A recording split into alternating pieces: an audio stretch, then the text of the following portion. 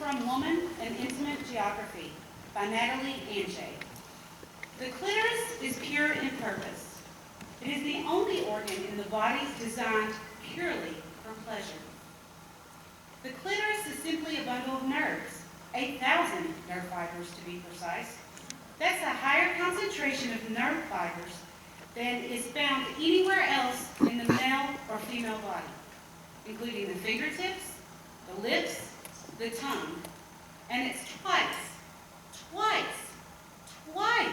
the number in the penis.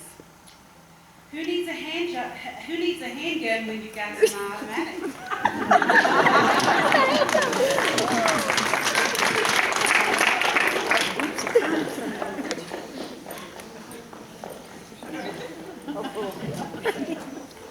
This monologue is based on a story about a woman who had a good experience with a man.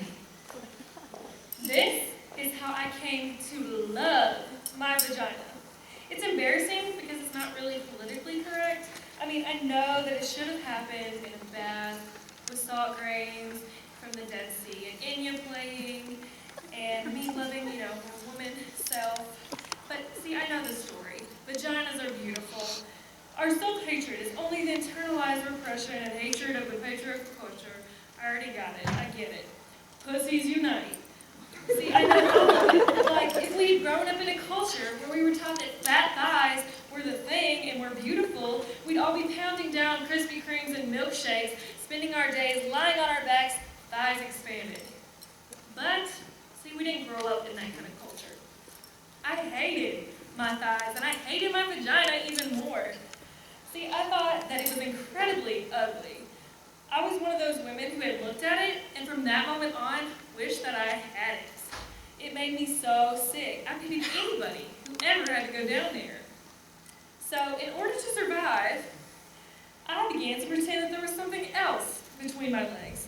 I imagined furniture, cozy futons with light cotton comforters, little velvet settees, leopard rugs, or, pretty things, like silk handkerchiefs, quilted pot holders, or place settings. I got so accustomed to all this that I lost all memory of even having a vagina. So whenever a man was inside me, I pictured him inside a mink-linked muffler or a Chinese bowl. But then I met Bob. Bob was the most ordinary man that I had ever met. He was thin and tall and nondescript, and he wore khaki clothes. He did not like spicy foods, and he didn't listen to Prince. He had no interest in sexy lingerie. In the summer, he spent time in the shade. He did not share his inner feelings. He did not have any problems or issues, and he wasn't even an alcoholic. He wasn't very funny or articulate or mysterious. He wasn't mean or unavailable. He wasn't self-involved or charismatic. The guy didn't even drive fast. See, I didn't really like Bob that much, but I probably would have missed him altogether if he hadn't picked up my change that I dropped on the deli floor. But when he handed me back my quarters and my pennies, and his hand accidentally touched mine, something happened.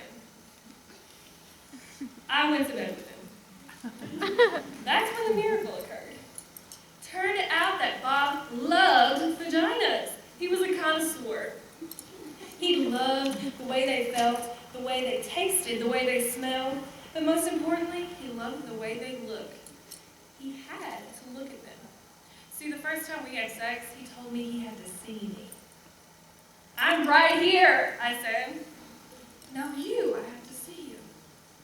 Turn on the light, I said, thinking he was just being a goofball and needed the light turned on because he was scared. So he turned on the light. Then he said, okay, I'm ready to see you. I'm right here. Then he began to undress me. What are you doing, Bob? He said. I need to see you, he replied. No need, just do it. I need to see what you look like, he said. But you've seen a red leather couch before? Bob continued. He would not stop. I wanted to throw up and die.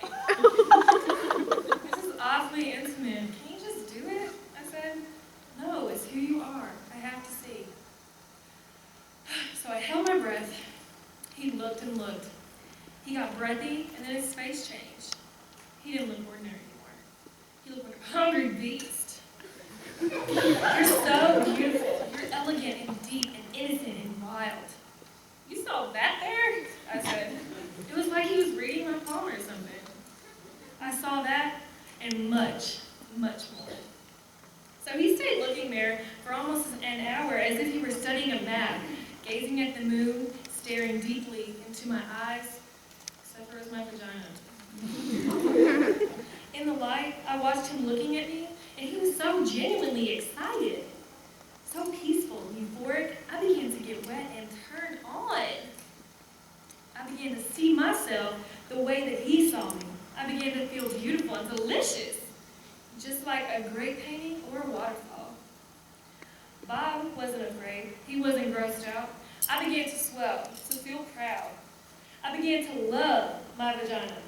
And Bob, he lost himself there, and I was there with him, in my vagina, and we were gone.